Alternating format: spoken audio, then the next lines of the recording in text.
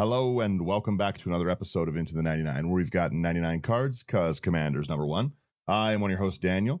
I've got the boys with me. I've got both Sherman and Slothy. Sherman, how you doing today? I am sad, tired, and cold. How about you? That's no good. Why? I was going to say, why are you cold? We'll start there. Warm, throw a jacket on. Yeah, like it's windy as like crazy outside. So like winter's coming. It is kind of getting miserable quick. Blah, blah, blah, winter's coming. Yeah, it's getting miserable kind of quick outside.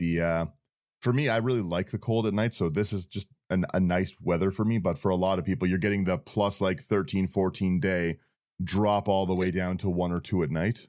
But like that's the thing. You're a big guy. You run hot. I'm a small guy. I run cold. Like I'm always cold. I when a winter comes around and it's like minus 40 outside with the wind chill, like I have like 4 layers on with like a heated vest, heated socks, and like heated gloves and everything. So I'm the opposite. I'm built for the Arctic.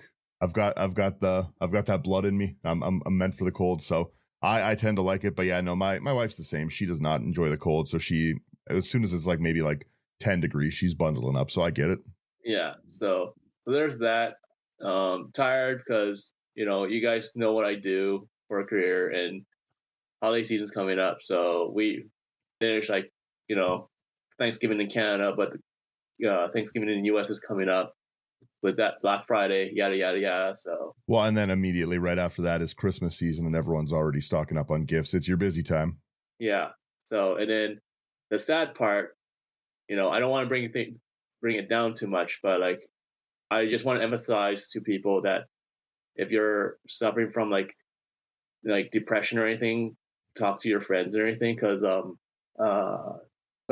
I didn't think it would be hard. Oh, good man. So a good chess player died this week. So one of my favorite guys that I watch. That's right. I actually mentioned him in the Spider-Man Peter Parker episode too. So Daniel Naroditsky. So he passed away, and he suffered a lot from depression or anything. So don't want to bring it down too much, but like if anyone's listening to this and you guys are suffering from like depression or anything, reach out to friends and family. Like it's not worth suffering through it. Yeah, reach out. Honestly, reach out to anyone too. Send us a message. I don't care. I'll answer anyone. Yeah. So, if you're sad, come chat with me. Yeah. It's reach out to them. I was going to say holiday time is definitely always really, really rough for people and mental health stuff. So yeah, if you're having a rough time, definitely do actually talk to people. I'm really sorry to hear that, Sherman. Yeah, no, like thanks. And like 100%, like just to everyone, that's listening, like, like it is the holiday season. A lot of people do feel like depressed or go through depression during that time period. So like, make sure you're reaching out to those people, checking on them from time to time, and just like put out a hand, like, hey, like let's chat and everything. Like even like if you haven't talked to them in a while, just like reach out to them, and be like, hey, what's going on? Like, how's it going? And just go from there. Yeah. No, I agree with that. The especially everything right now just costs so much too, right? So it's very easy for people to feel hopeless, helpless, and yeah, the holiday season is hard for a lot of people. So yeah, but other than that, like, how are you doing overall? Well, I'm good. I wanna move away. So I keep talking about how I'm gonna go buy something different. So I'm in joyful spirits. Other than that, it's I've been just working on kind of that stuff, doing a little bit of a move so I can do some more content stuff and school stuff. We'll see if I have the patience for that. But yeah, other than that, I've been good, just busy, but overall really good. And Slothy, how are you? Oh, I'm not too bad. I just had my final for school yesterday, so I go back to work on Monday. Congratulations! Thank you. Went out for some lunch to celebrate yesterday, and yeah, so I'm in a pretty good mood. Do you know how you did yet or no? For the course overall, I did pretty well, but for the government exam, it's kind of a separate body, so I'm not going to know for another week or 2. That's fair. Well, congrats, man. That's awesome. Yeah, thank you. But then you got to go back to work. Do you like work more than school? I think I've asked you this 3 times. It really kind of depends on the day. I'm a big learner, So I always enjoy being in school, kind of sitting down, absorbing information. But I also, at the same time, really like working with my hands and kind of doing the more physical stuff as well. So A little bit A, a I little bit just of kind of B. like being here. That's Yeah. fair. I like it. I like it. Just like every other show that anyone listens to, obviously we're going to talk about the update. They had the brackets update. They're talking about that stuff. I guess before I get into any of this, number one, if you want to come play games with us, come play at the face-to-face event in Calgary. We are going to be doing that one. We missed the Edmonton one. I totally just forgot entirely to book that one and didn't even see it. So, but we should be doing some more of the face-to-face stuff and the event stuff coming up throughout the year. So should be good. But we will be at the face-to-face Calgary one. So if you want to come out and play, come do that with us. And if you want to buy any cards that we are going to talk about, go over to houseofcards.ca, promo code IT99. It's going to get you a discount. It's going to get us support. It's great. They're good business. They're wonderful. So they'll also be out at the event, and I think we should be doing something with them.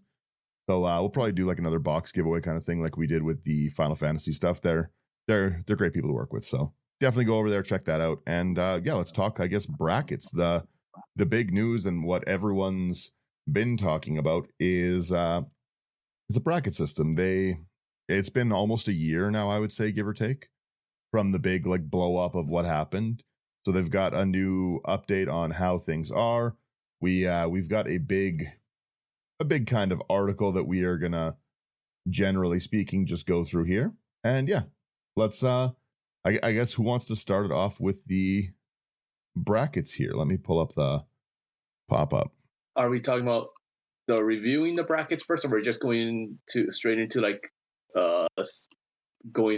talking about the setting expectations, or just straight into the brackets? Let's take a look at all of it, I guess. Let's just start wherever you feel. All right. Sorry. Let's just start with reviewing the brackets. So like we're just going to go through an article. We know, like, a bunch of them got together for the summit, and then we're just going to go to reviewing brackets. So after 3 MagicCons and 9 months of use, I would call Commander brackets a success, which, in all honesty, I agree with. Mm-hmm. They're not without failings, but we've seen the data from MagicCon surveys that shows they have been incredibly helpful at fighting games. Yada yada yada. Talk about game changers and anything. That said, there are a couple of things to clean up and improve. Let's get into the heart of it. Okay, the first, and we've talked about this before, is the lack of focus on intent. You know what? This is so true, and it annoys me so much. I'm sorry. I know I'm supposed to be reading it, but this really does annoy me, because early on when the brackets first were announced, people are like, well, like, I can build this deck and it's going to be unbeatable, and it's a bracket 1. That's not the purpose, okay? Like they said, it's the intent. It might be a bracket 1, but if it performs at a bracket 4, it's a bracket 4. Well, yeah, and that's since it's come out, right? There's every play group has had like Mr. Technically, like it's like for like which bracket it is and stuff like that. It's like you know what you're doing and stuff, right? Like I've definitely myself have decks that are like on paper a smaller bracket, but you know how they play, you know how consistent they are, generally your own deck strength, right? And if you're winning, I don't know, do people go out and try win every game of Magic? Am I crazy? No, there's definitely some people who kind of go out there with that intent of being like, technically it's a bracket 2. Yeah. But yeah, 100% I have to agree with Slothy's like observation here for that. Is like, you do run those people where they're like, every single deck they're like, well, technically, like they're always going for the technicality. Mm-hmm. And personally, when I run into those people, I just make a mental note. Okay, I'm never gonna play with you again, because I don't want to play that. Because, in my opinion, like, it's a hot take, granted, and it is my opinion, but when I play with those people, when I play with them again, or I have a question on rules or something like that, they're very insulting, mm-hmm. or you do something to their board state and they're very, very, very aggressive. It's just like, we're just playing a game, man. Like, come on. Yeah, relax. I threaten people, but everyone knows I think I'm generally lighthearted with it. you're joking about it. Your threat is not. This is how Daniel threatens. Okay, it's like you do that, I'm going to remove that. Compared to someone else, like, yo, what the heck are you doing? Having Why a are you freak like out, yeah. you're just putting me down constantly, right? Yeah, if you're ever worried about a threat from me in a game and stuff, just wait 3 minutes until someone else does something, and then I focus my attention back. I'm like a bull chasing red. Also, kind of like one way to beat Dan in his threat assessment is just bring one of those little laser pointers.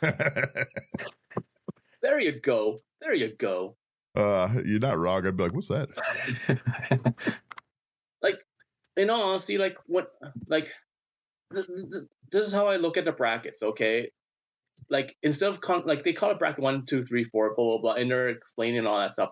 Okay, I get it, but they should just rename it to like, or like just put in parentheses like what it is. Okay, here are your 5 brackets. First bracket, dumb crap. Okay, your goal is not to win. It can win, but it's the last priority. Your goal is just to have fun and show off your stupid theme. Okay. Yeah, I'm being just a silly boy. Theme doesn't mean it's gonna be in that bracket.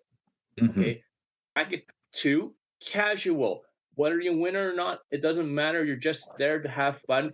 This is what we call battle cruiser magic. Okay, because you're letting everyone build, and you don't interact until the very last second, and then all chaos breaks loose. Bracket 3, all around. What you normally see content creators make. Okay, play games and all that stuff. Yeah, exciting. There's things that happen. You interact. There's big whoa moments, you know? We'll be right back. Ever wondered what a rhythm-based stealth game with dinosaurs might look like? Or a farming sim in space with zombies? Welcome to the Gaming Blender podcast. I'm Matt, and with my co-host Scott, we take a random game genre and random game mechanics, blend them all up, and pitch wild, totally hypothetical games you've never heard of, and maybe shouldn't. New episodes every other week. Hit play and unleash your inner game dev. No coding required. Search the Gaming Blender on your favorite podcast app now.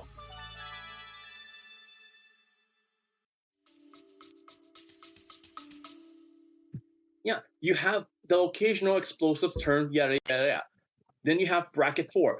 These are your go-to decks where you've had a bad night, you're not winning, you're pissed off, and you're like, this deck is going to kick all your butts. Okay, this deck is what I crank out when I've had enough and heads are going to roll. This deck is what I use to put people in their place. This is the deck I go to make people cry. Big boy magic time, yeah. 4. And then bracket 5, CEDH.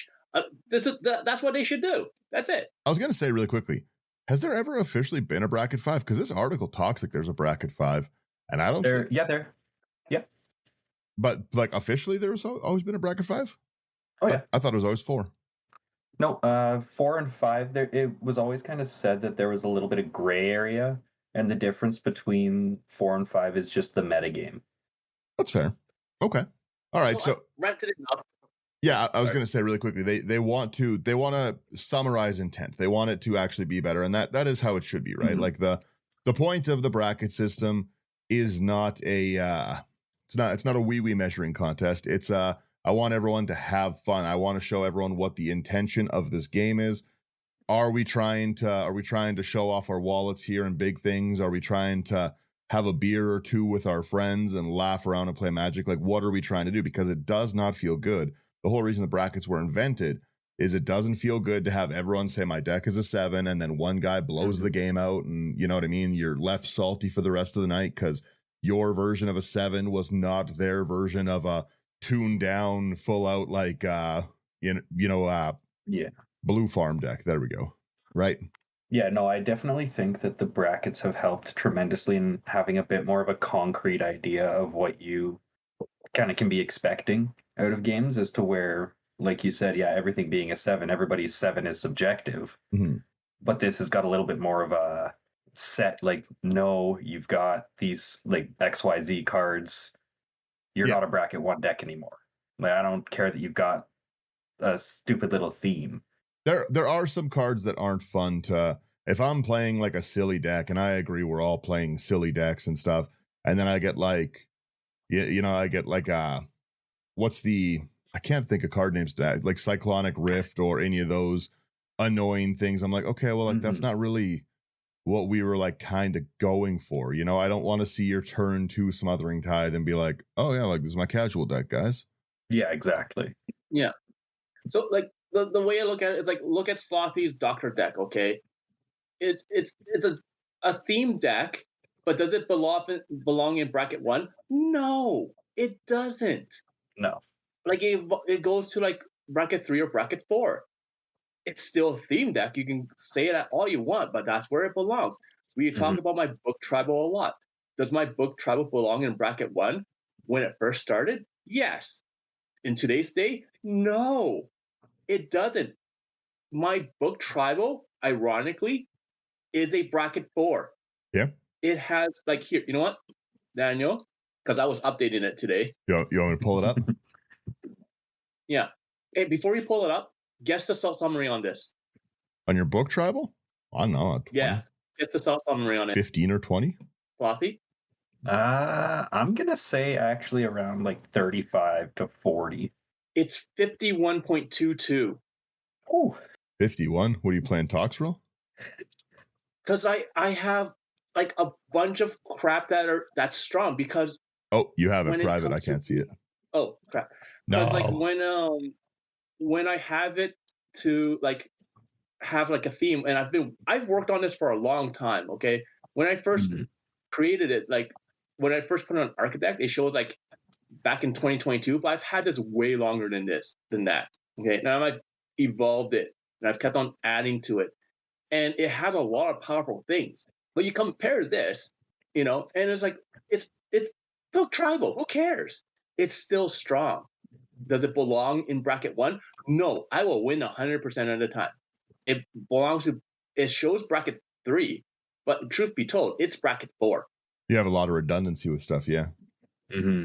So, and that's the thing. That's why, like what they say right off the beginning, the first, and we talked about this before, it's a lack of focus on intent. We try to be as truthful and honest as we can. Okay, when we play games, when we talk to people, when we're making episodes, we try to be as truthful as we can, as honest as we can, explaining what our philosophy is and all that stuff. And we try to show it in our deck text and whatnot and how we play. And, you know, like that's the reason why. Like, if I see someone who's like, oh, yeah, this is my bracket. Like, if I sat down with you and I'm like, oh, this is my book tribal and everything, it's bracket 1 and all that stuff. You're like, okay. And the next thing you know, I'm playing like Force of Wills and like I'm like bringing stuff back to your hand constantly. Mm-hmm.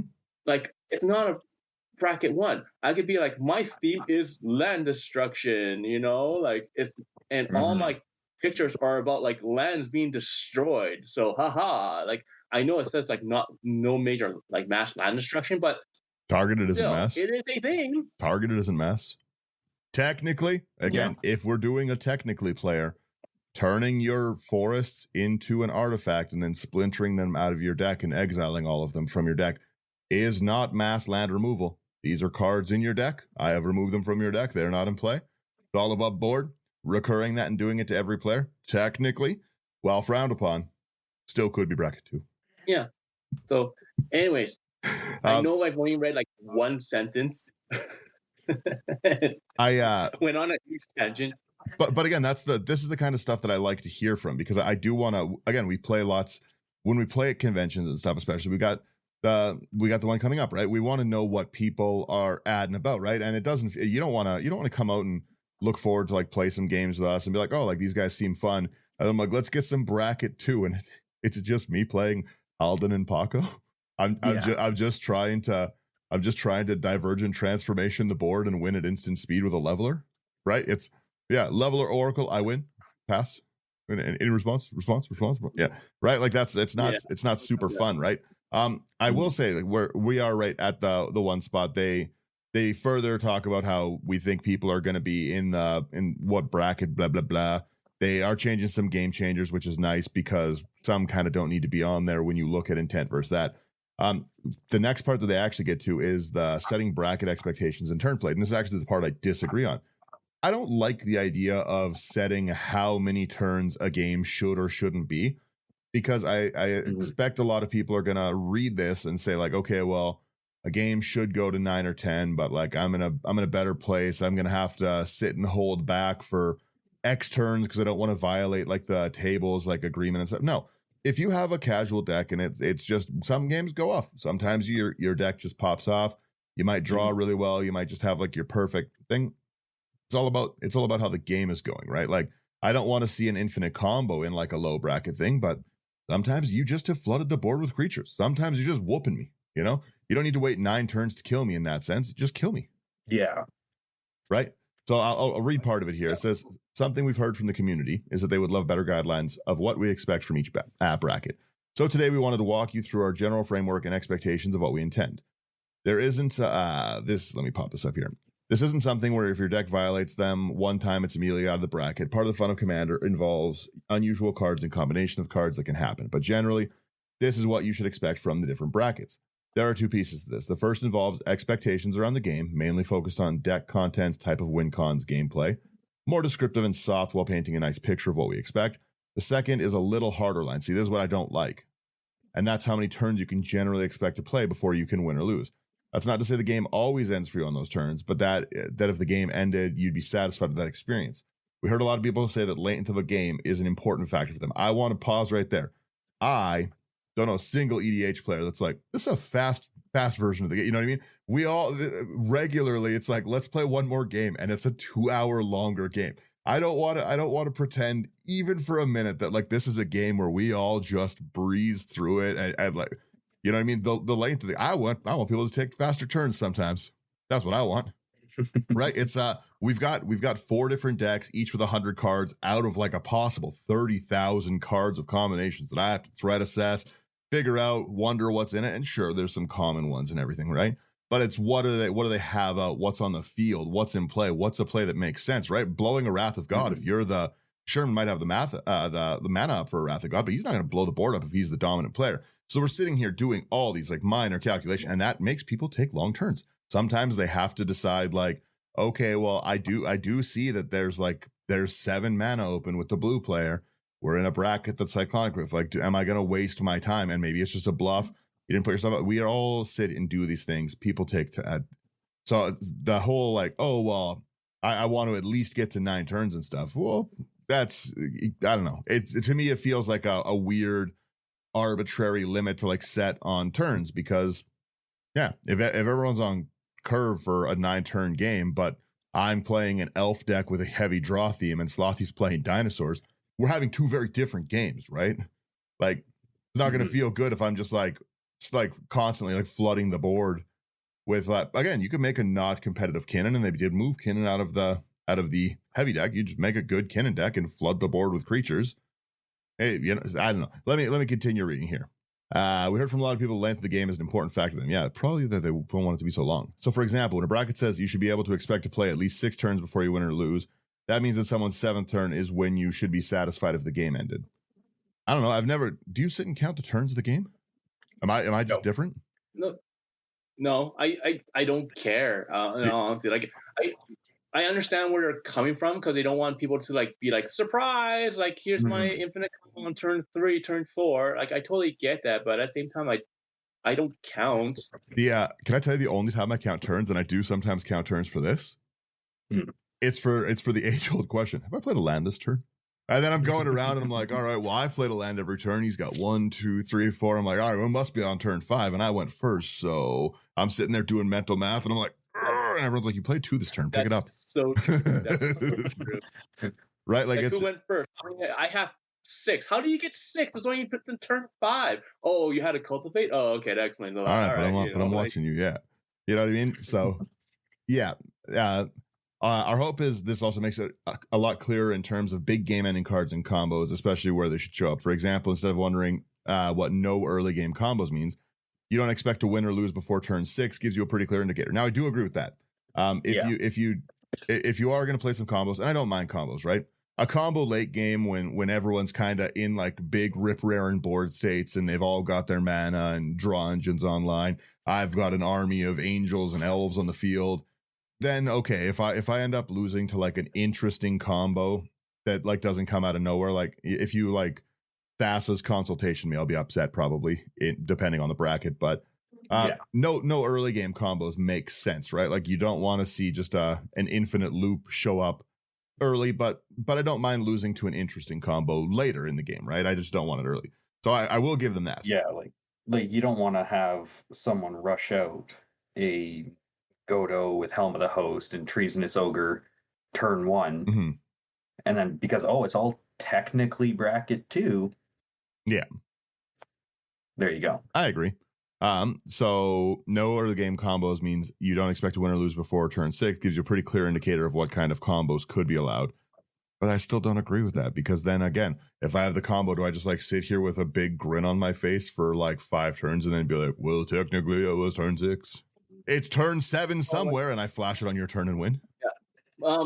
Gavin explained it in the video on YouTube, saying like, like he understands that can happen, but like at the same time he wants people to not be like, okay, I've held it for like 6 turns, I can play it now. Mhm. He doesn't want people to be like that. It's just like, if you have it, play it. Like your deck should still function the way you've designed it, but like just be truthful with once again your intention of the deck. If your deck has that 2-card combo that goes off on turn 4 once every 20 games, that's fine. Okay, that's perfectly fine.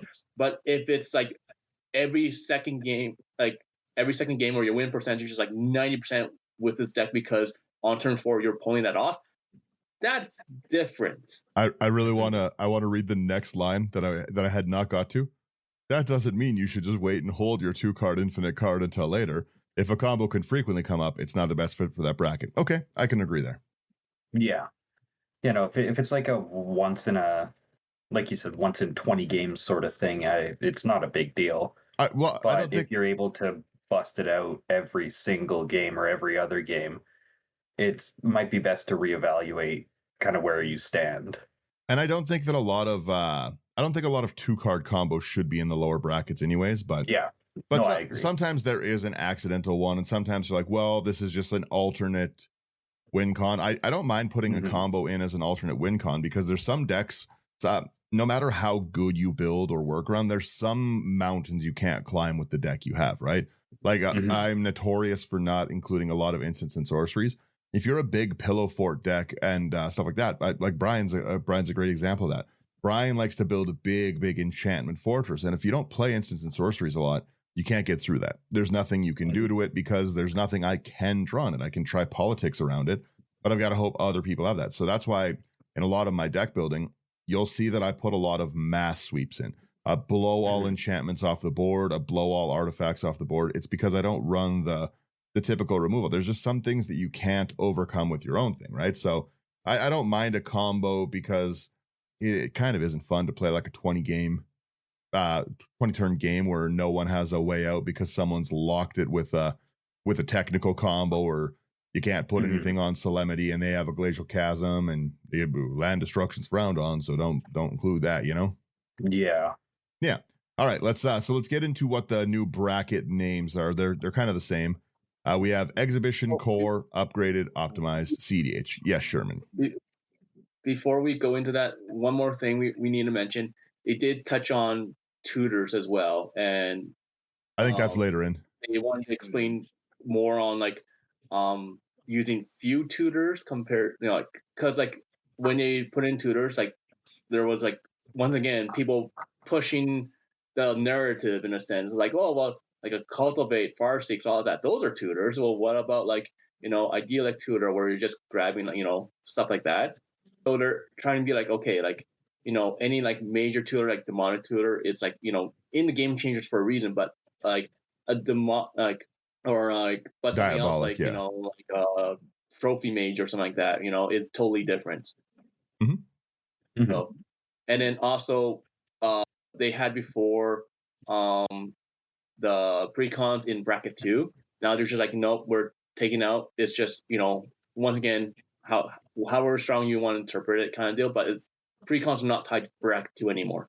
There's been such a variance in like old precon strength to new precon strength. New precons generally out of the box, bangers. They're great decks. They're a wonderful jumping in place, because they can sometimes they're a little heavy on land and stuff, but they can kind of stand up to their own in a lot of like I say they're heavy on land. Not everyone does. Yeah. If you listen to Command Zone, there 52 lands in a deck. Kind of we did the math, but you know what I mean. Like I don't even put 52 in a landfall deck.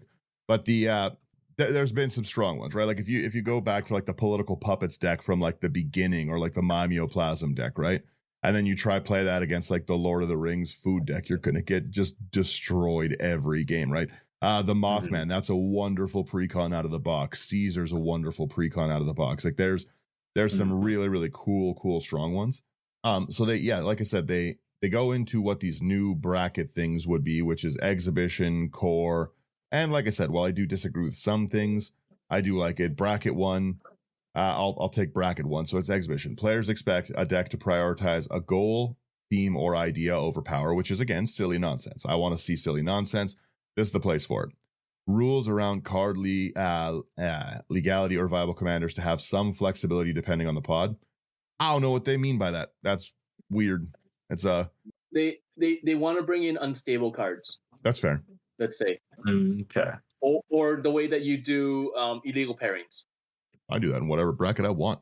If I'm convincing enough, I'll bring that to bracket 3. Just saying. Yeah. So they want win cons to be highly thematic or substandard. They don't want, again, this isn't the place for an oracle. This is like you want, like, again, with Rigo, I like to kill things with like 0 or 1s, right? Like small creatures and stuff. My Rigo that I use, like Triumph of the Hordes, wouldn't be welcome in here because the whole deck is not infect theme, and then suddenly you die to infect. That's gonna feel bad, and it does feel bad to people, right? A gameplay to be an opportunity to show off your creations. I like that. It's a place to be like silly. Here's our fun things. Generally, you should be expected to expect to be able to play at least 9 turns before you win or lose. Disagree with that. That's crazy. That's so many turns. If everyone took 3-minute turns, okay, that's 12 minutes a go around, 9 turns minimum. Sometimes, though, I have to say, sometimes that does happen when you actually do have an exhibit of deck that's in bracket 1. I will attest to this 100%. I will say that this would take nearly 2 hours. It's 108 minutes if everyone took 2-minute turns or 3-minute turns. No one takes 3-minute turns. I wish they did. People often take 30-minute turns. And if you take 6 turns, 30-minute turns into the game and you want to get to 9, I'm flipping the table and going home. I just said, if you have 3.5 hours of turn on our game, it's not for me. Most importantly, given the bracket's emphasis on theme, players should feel like they have time to showcase their decks. I can see that. It doesn't feel good to work on something silly and then just like not have a chance to do that silly thing because you're blown out of the water turn like 3 or 4. Yeah, exactly. Who wants to take our bracket number 2? Sure. So bracket 2 is core. Players can expect decks to be unoptimized and straightforward, with some cards choosing to maximize creativity and or entertainment. Win conditions can be incremental, telegraphed on the board, and disruptible. Sure. Gameplay to be low pressure with an emphasis on social interaction. And gameplay to be proactive and considerate, letting each deck showcase its plan. Generally, you should expect to be able to play around 8 turns before you win or lose. Like I said, battle cruiser magic. Yeah, I just what the distinction between like you should play at least 9 turns, you should play at least 8 turns power level. I don't like the turns thing at all.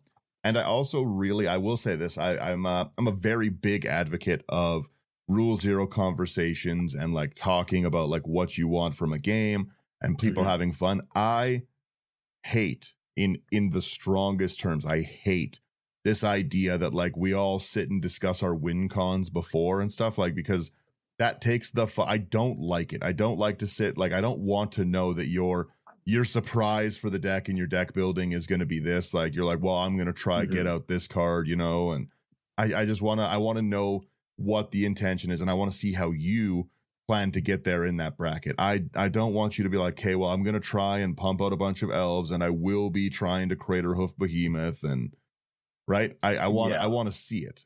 Like you should be able to see it, should, in quotations, be able to see it just from looking at the person's commander, right? And figure out what they're trying to do. whether I tell you like how I actually win or not, that's besides the point. But like generally though, the commander speaks for itself. Yeah. Yeah. Yeah, right. Like if I'm playing Azuri, strong chance there's elves coming. Mm-hmm. You know, if I'm playing Atraxa, counters, proliferate, maybe some planeswalkers. But I just again, if I'm being honest, one of the things I like about Commanders, I sit down with my buddies and play. I don't want to submit deck lists and talk about, well, actually, I don't really like that there's this kind of card. Ooh, I don't really like to lose to combat damage.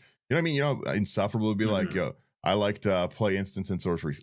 See, that's problematic to me. That disrupts my strategy. If you could not do that. Yeah, it disrupts my strategy of being left alone. Right? So again, I will say that's my one thing that I don't like doing. I really don't like, especially a lot of times people say like, I'm going to try to, don't tell me we're going to try to. Just say like, we're going to play this. The intent is going to be to have a fun game. We're going to do that. We're going to joke around.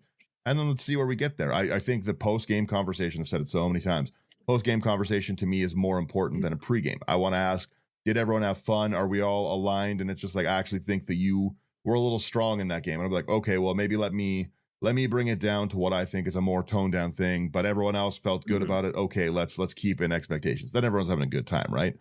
But like, I know you're going in blind a lot of the time, but I hate the idea of just being like, this is how I win. What's up? You know, there's a difference between kind of talking about what your deck is aiming to do, which once again, kind of like Sherman said, is pretty telegraphed on your commander in bracket 2.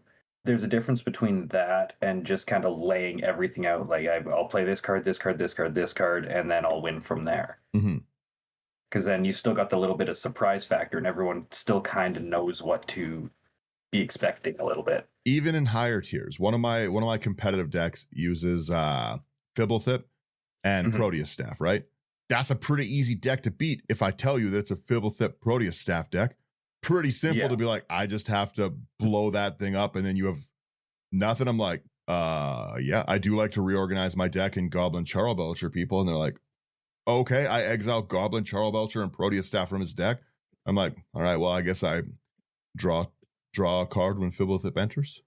Recast Fibblethip for 9, the older creature in the deck, right? Like you know what I mean? It's just so I don't like that. You gotta, again, maybe you see my Fibblethip and you're like, okay, that's gotta be a Proteus Staff deck, but I'm not telling you. I'm not gonna sit there and walk you through it. Like in general though, like if you're sitting down with a bunch of people that you've never played before, you know, it's fun to learn the mystery of what the person's deck can do.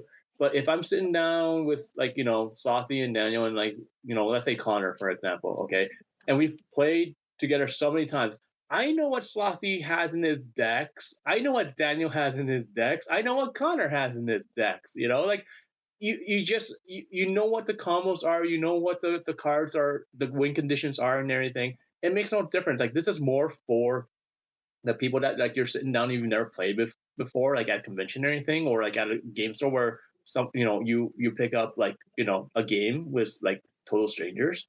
But like when it comes to groups, like it shouldn't matter, in all honesty. And that's my opinion, though. Yeah, I agree. Like again, at the end of the day, I like to just I like to have fun. That's just it, right? The intent should be on fun of the game. I don't need you to submit a thesis. Like I don't need you to write a cover letter to play a game. Yeah, no job interviews here, man. Yeah, just tell me what the bracket is, bro, and let's get it. Who wants to take number 3 here? I got it, because we might as well go in order.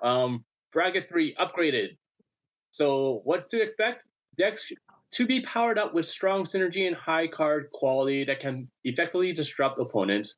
Game cheaters that are likely to be value engines and game-ending spells.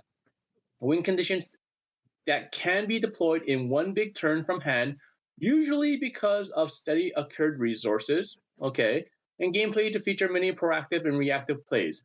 Generally, you should expect to be able to play at least 6 turns before you lose. Once again, you know what? Let's not talk about the turns. Overall, this is what I think most people should be aiming for, regardless. Yeah, I can see that. What's the game changer limit on bracket 3? Do we know? 3. 3? Okay, yeah. 3 cards. So that's fair. Yeah, exactly. The things are still good. They're going to be again a Cyclonic Rift in this one. It's expected. Once again, though, I have to say, like, the Game Changers rule of 3, okay, like that should not stop you from making something that's in bracket 1. Okay, like I literally have a deck where they're like, oh, there's a bracket mismatch because I kid you not, 13 tutors in the deck.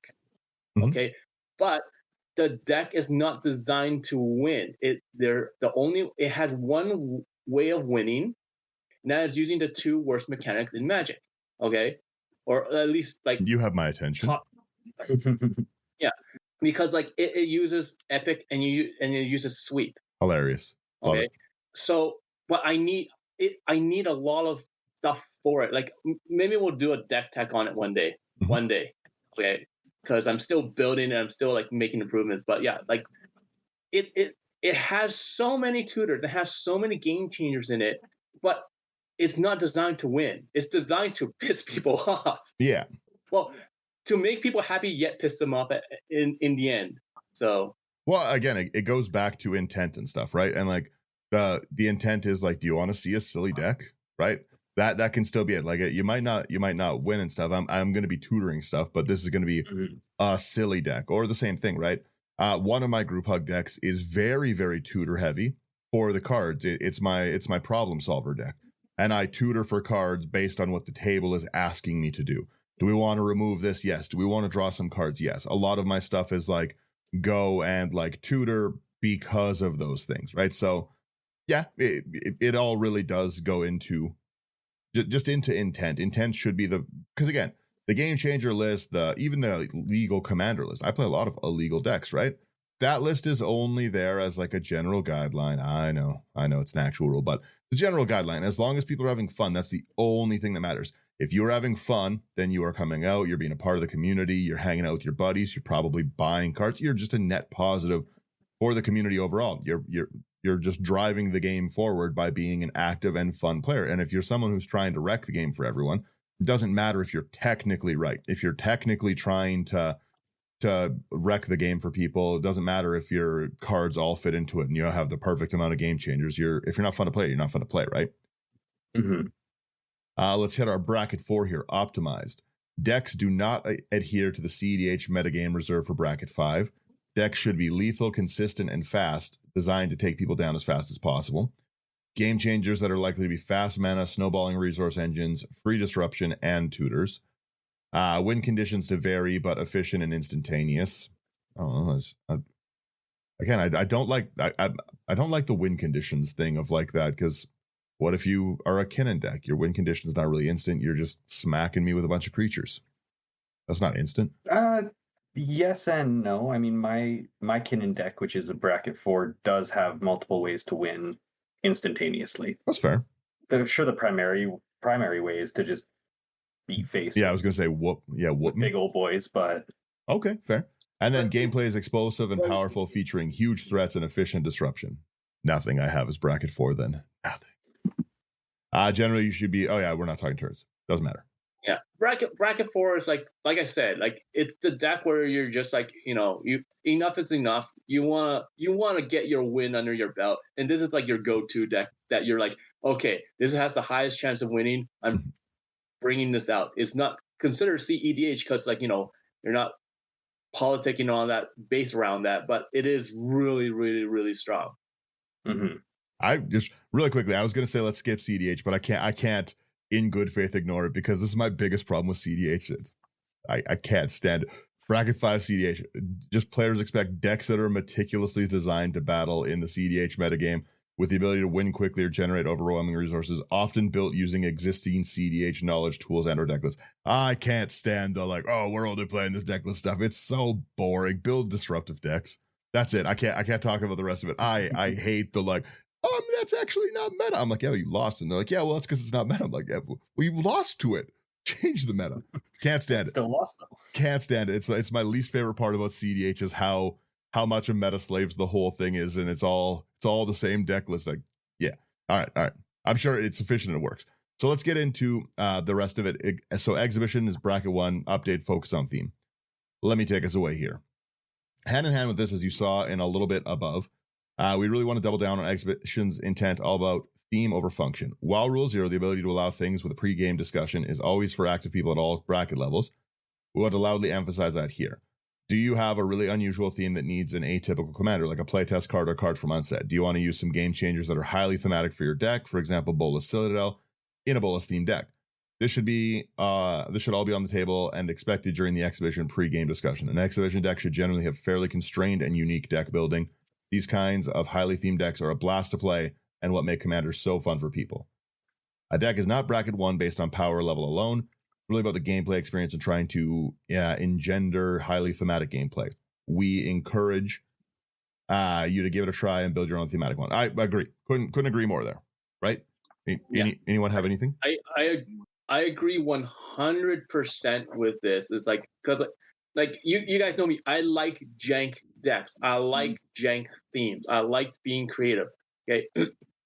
Like my epic sweep deck, okay, it has 13 tutors, but it's bracket 1, okay, because it's all about like tit for tat group hug kind of deal. You know, I hit you, there's taxes on it, but you get benefits. But if I hit you, everyone gets benefits. So are you going to deny the whole table benefits just because of that or not? Things like that, right? So, and it's like I said, it's not designed to win. But my book tribal or paper tribal, as you saw, even though it's a weird theme, it's really strong, right? So like, and like he says here, like, if you have like a Nicol Bolas themed deck and you want to throw in Bolas Citadel, throw it in. But just be honest. When you play test it or you play against other people, you find it pretty strong. Don't be like, oh, this is a bracket 1. Be like, this is bracket 2 or bracket 3 or whatever. Be honest. Yeah. Again, if you win every game of Magic, you're not the right person to be playing Magic with. Yeah. Unless you're like in a tournament, and everyone's trying to win. If you're winning every CEDH game, even though you're probably not playing solid CEDH, right? You should probably ask people to either tone up or tone down. I don't want to win every game. It's not fun. I want to lose spectacularly. I want to get cracked in the head with 7/5 Dargo on turn 2. Heck yeah. Yeah. Who wants to take our core 2 here? You talked a little bit about this, Sherman, with no longer tied to precon, so you go ahead with it. All right. So core bracket 2 update, no longer tied to precons. When we announced brackets, we said core was about what you could expect from an average pre-constructed commander deck. While the goal of tying a bracket level to something that people recognized was noble, it came with 2 changes. First, pre-constructed commander decks have a range of powers. We already talked about this, okay? A Modern Horizon 3 commander deck or a Secret Lair commander deck isn't the same as a starter commander deck product, which is totally true. If you take something that was the old Atraxa deck back in the day, it's way, way different and way less powerful than, one of the Edge of the Eternities commander decks nowadays. Like those ones are crazy. Or like the Lord of Pain commander deck. That's annoying. So annoying. So these were plenty of holes in the description with some precons as they stand, didn't necessarily follow model set forth, yada, yada, yada. The second is that people's expectations around precons and what's in them is so varied. Decks from 5 years ago are so different from today. We already talked about it as well. Core is still a great landing point for people, but that doesn't have to be tied to precons. So we want to remove this going forward now that we have better language to communicate the kind of experience we want as core.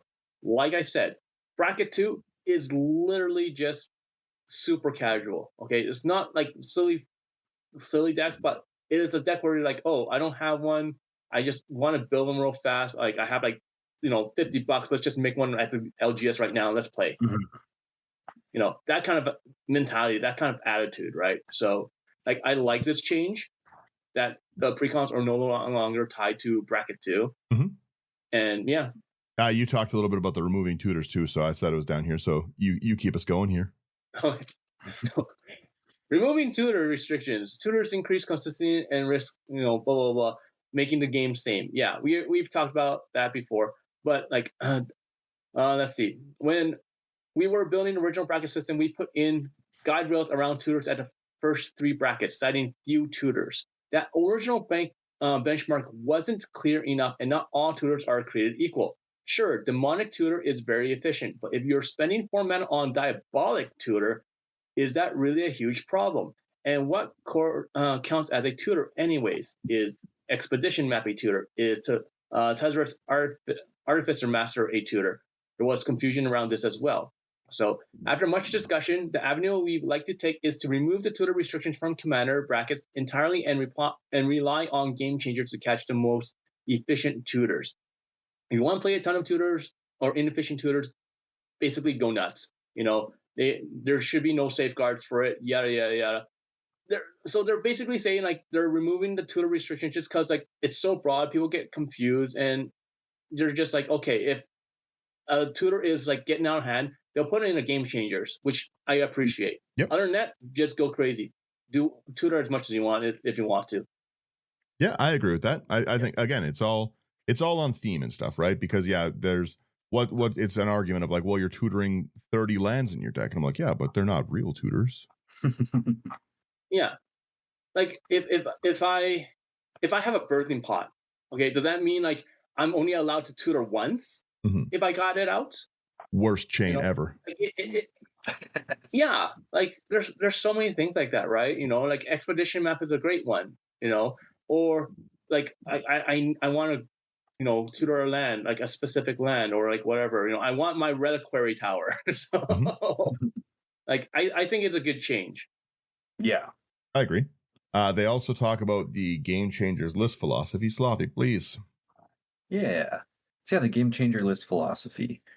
When we last talked, we added a bunch of game changers based off of community feedback, and while many were good additions, we swung the pendulum a little too far in the direction of too many game changers, which is something I agree with. Every additional game changer is one more thing people have to track, and one thing it really made clear was that we needed some better philosophy as to what makes a game changer.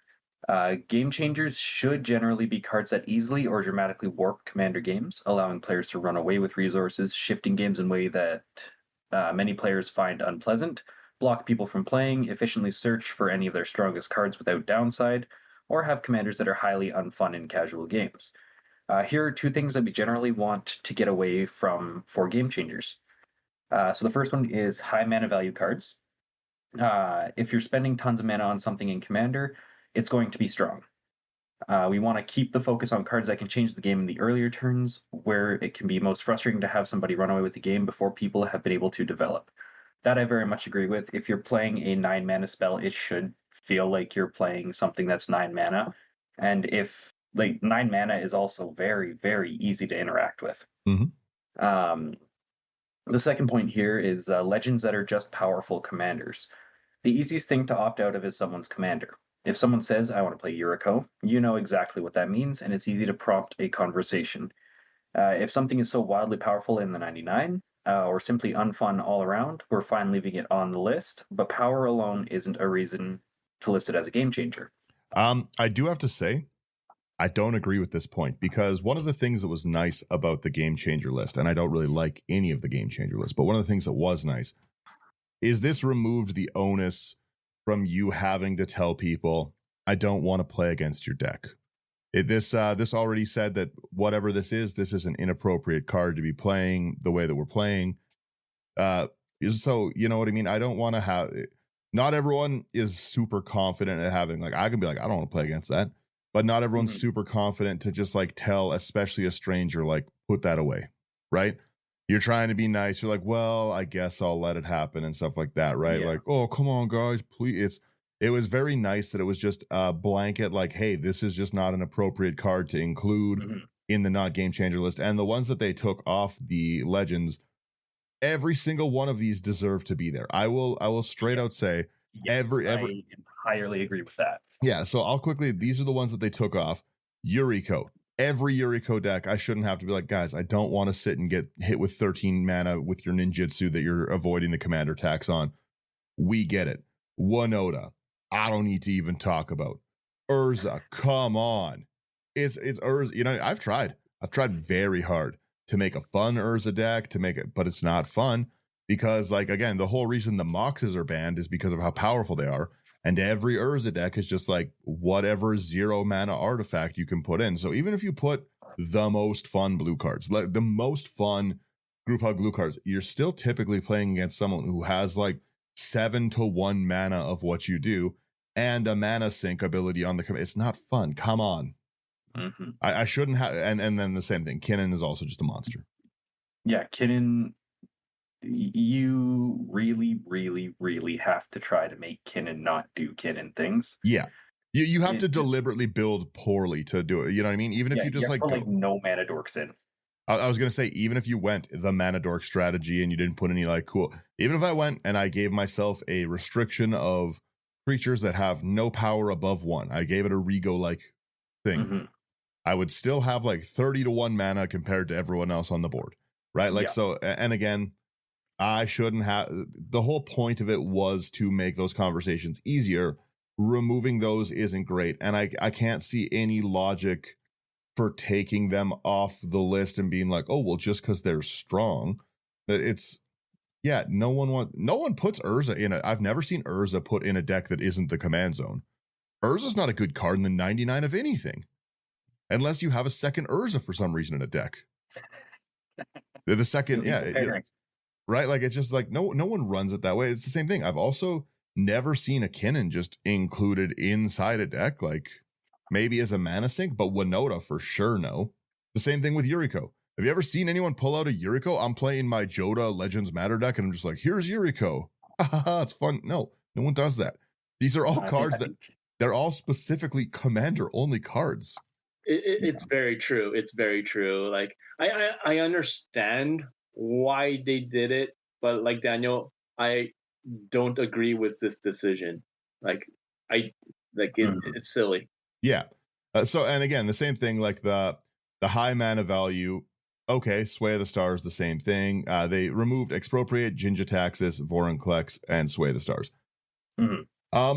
Still, then nothing.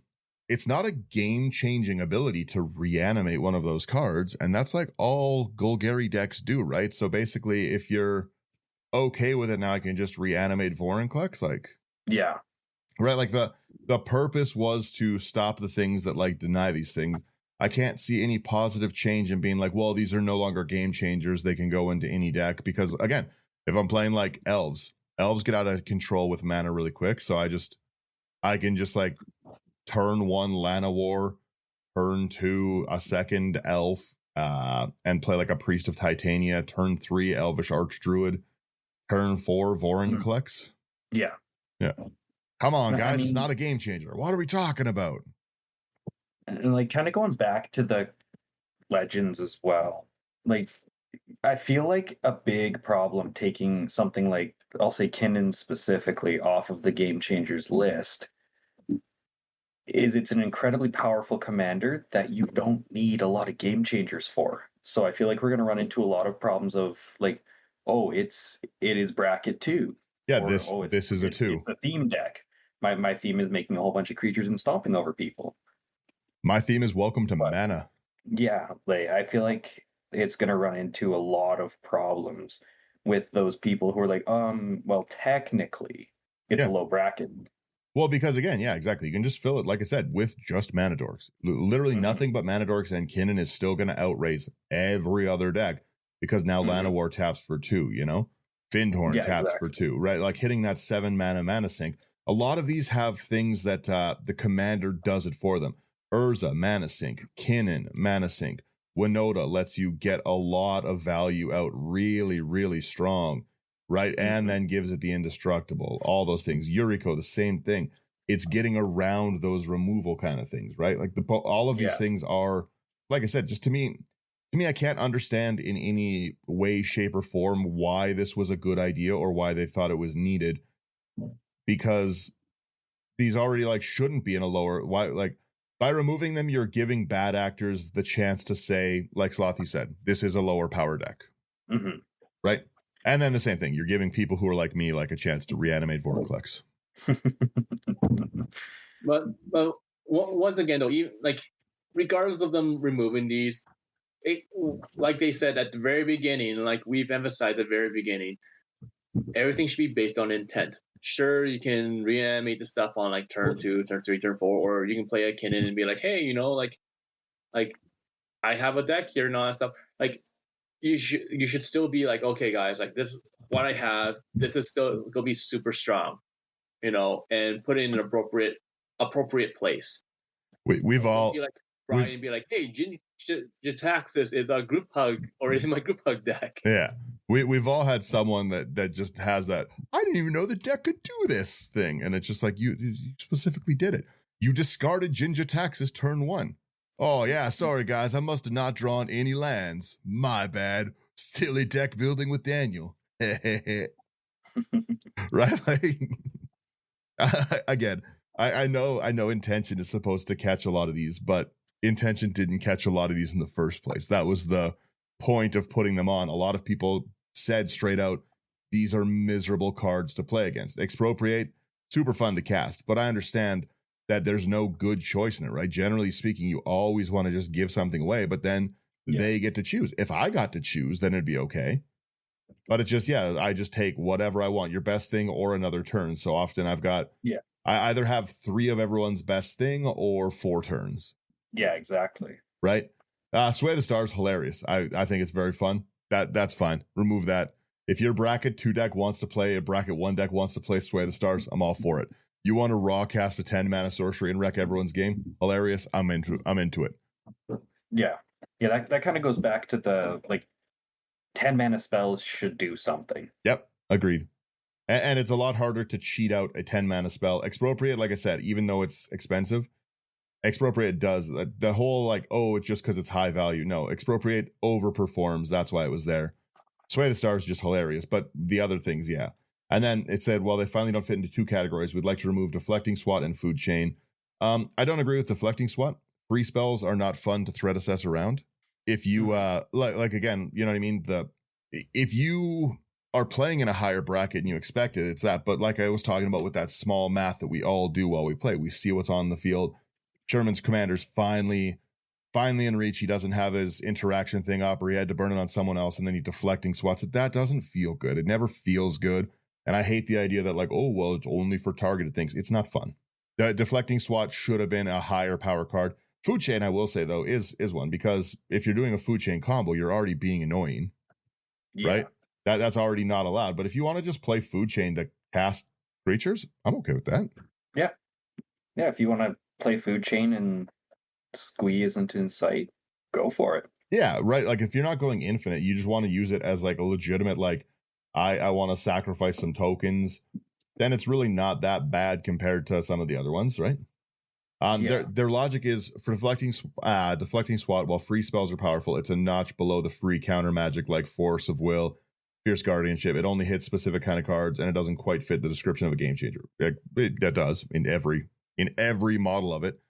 But said food chain is also an incredibly powerful combo card. However, because it's a combo card, it doesn't risk causing trouble in lower brackets anywhere. Agreed. We also want to recognize that we're removing a lot of cards from the. We also want to recognize. I can't talk. That we're removing a lot of cards from the list at once, and that major shifts to these can generally have great impact on your deck. We're correcting for some changes in philosophy here, but it's our hope that in the future, change to the game changer list will be in the order of a few cards rather than 10. Important for us to note that you can feel stable in learning what's on the list. Cards that stayed, they left Consecrated Sphinx. I don't feel like we need to really go over what stayed, do we? Not really. No, not really. The game changer list is easy enough to find. Yeah. So that's they said they wanted to talk about Oracle and Rhystic Study. I don't think we need to touch on that really today. I think that's for another thing. They're not doing anything with it, so yeah, they're not doing anything. Do they want to ban it?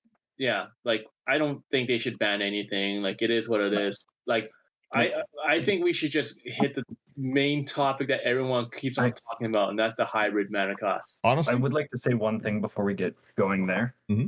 I think based off of the cards that they were taking off of the game changer list, like food chain and how, it's not going to be a problem in lower bracket decks, they should not be banning these cards because, they're not going to be a problem in lower bracket decks.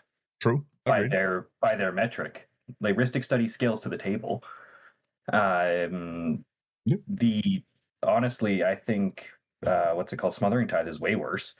Yeah, Smothering Tithe gives you so much. It's double the cost. It's treasure, which is so much more usable. Mm-hmm. And Thassa's Oracle, if you're not expecting those big combos, Thassa's Oracle doesn't really do anything. If Like you if you've got big devotion, sure, you could squeak out a win every once in a while.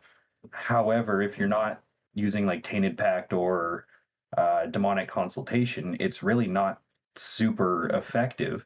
And if you're taking stuff off of the game changer list because it's not effective in lower, or it's not going to be as effective in lower brackets, you shouldn't be banning stuff because, like, for the same reason you're taking stuff off yeah. of the game changer list. Well, and I was gonna say too, if you Thassa's Oracle in like a Merfolk themed deck and I lose to that, that's fine. Yeah, exactly. Yeah, I don't care. It's same. If you Thassa's Oracle in just a normal draw deck and you use it in the same way that you use a Lab Man or like a Lab Jace, any of those things, also fine with that. You got to. A lot of people don't like like I said earlier, the divergent transformation where I Leveler and Thassa's Oracle, or the you know what I mean, those kind of win cons, the pact, like the demonic consultation Oracle, those kind of things, right? If you win that way, that's not fun. But again, if you just are playing a big draw deck, that's just a normal draw game ender. It is what it is. I don't mind that in the slightest. I was going to say, I think hybrid mana is too big of a topic for us to cover in the last little bit. Like we're already over an hour and stuff. I'd say like let's save a hybrid mana discussion for a bit later, because there's we pulled it up earlier. There's 400 cards with hybrid mana. I'd love to actually take a look into them and see, is it problematic, right? Yeah. Because right now we're just kind of given again, all I'm going to talk about risks. I'm a simple man. I like to make tokens, and this is more decks I can put risks in. Yeah. Right? Absolutely. Now I've got new mana dorks. Yeah, it's again, it's not a change, but it is an interesting proposal. I think maybe we'll have one of the rogues guys or someone come in for one of those things to talk about. But like I said, I think there we covered kind of the main news. The rest is all discussion, preamble. I like that we were able to go over intent, and it does look like more and more that the game is getting in a better place with intent. People are having more fun. There's lots more people out, right? The community is growing across every sector because we've got new players coming in. I hate Universe Beyond. Hate it so much. I like that it's now a new popular thing to hate on it and stuff, but I've been hating for a while. I was all right in the beginning. I'm opposite. I'm a hipster with Universe Beyond. I was fine with the Walking Dead stuff. Now I'm like, get out of here. Get off my lawn. I'm an old man. But the fact of the matter is, it's bringing in more players to the game, and I like to play the game. I want to play with more people and stuff. So if it does do the intention of getting more people in and playing, and Spider-Man drags people in because they like Marvel comics, or the Marvel stuff does, or any other of the formats, that to me is a great thing, right? So having more people on board with what is and isn't okay, having a better way that we can talk about cards and just say like, hey, this is what it is, I think is a very healthy spot for it. I really am always going to be a big advocate for post-game conversation more than a pre-game, because I think it really does help people out. Because how do you know that you're going to enjoy the game? Like you just had an hour of misery, and then everyone's like, well, we covered that an hour ago, so what are you even upset about? Right? Yeah. Like I think it's a great thing, especially with your friends. Just say like, how do we all feel about that? Because everything for so long, we made the joke that everything was a 7, right? And now everything's a 3. It's a bracket 3. And you know what I mean? I'm going to make a new calculator, and it's just going to say what bracket is my deck, and it's just going to say bracket 3, remove some lands, no matter what deck list you put in. it's going to be 23 lands. It's bracket 3, remove some lands, you're good to go. That's it. Yeah, that was the old calculator for a 7 and stuff like that. It's a 7, cut a few lands, you're good to go. You deserve a few more spells in your deck, right? No, like I said, the bracket system is new. It's a big thing, but a year of the brackets has been pretty good. I think it's been healthy. I think people have had better games. I know it's made conversation a lot easier. And yeah, just to reiterate, I think it's just a really stupid change to remove these things from them, because then I can just be like, oh, my Urza deck is actually a bracket 2. It only costs draw spells. It only costs group hug things. Nothing else. Group hug Urza. My bracket 1 Urza, every card has an island in it. That's really funny. The theme is I produce blue mana, and a lot of it. Yeah. No, I like I said, I think we're happy to end it there. Let me hit. Does anyone else have something to say? Sorry, I'm just deciding for us that we're all done. Anyone else have other thoughts? No, I'm good. Yeah, I think I'm good. All right. Back to the song then. Thank you guys for getting through this one. Let me know what you guys do and don't like about brackets. Do you think this is good changes? And again, do you think the bracket system is working in your own games? I know a lot of people are home tables, right? So you don't really have that issue. But when you're going out, are you having more fun games? Are you being able to have those discussions easier? And yeah, let me know if there's things. I kind of also want to know what's on the game changer list that you think should come off or on. I like to hear what people always think about that stuff. There are miserable things. I want them to bring back Iona, but that's because I just like to cast big Iona. So yeah, if you ever want to buy any of these cards, especially the Game Changer cards, nice, fancy, expensive Game Changer cards, go to House of Cards. Promo code IT99. Housecards.ca, promo code IT99. Great shipping, great company. They are wonderful to work with. It supports a great business. It gets you a discount. It supports us. Who can go wrong with it? And yeah, again, thanks to everyone for listening. If you like what we're doing, like, share, subscribe. It really does help us out. It means a lot. We can do more. If you want to directly support us and chat deck building stuff with us, come over to Patreon. It's basically cheap. Couldn't be cheaper, and it's a great direct way. And yeah, that's it. Have a good rest of your week. And as Sherman had mentioned earlier, quick final throwback, talk to people. If you're not doing good, message anyone. Message friends, family, us, doesn't matter who, but message someone, talk to people. Yeah. We appreciate you guys.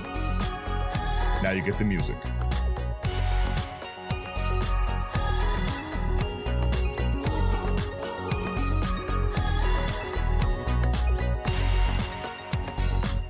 Thanks, everyone. Bye-bye. Later. See ya.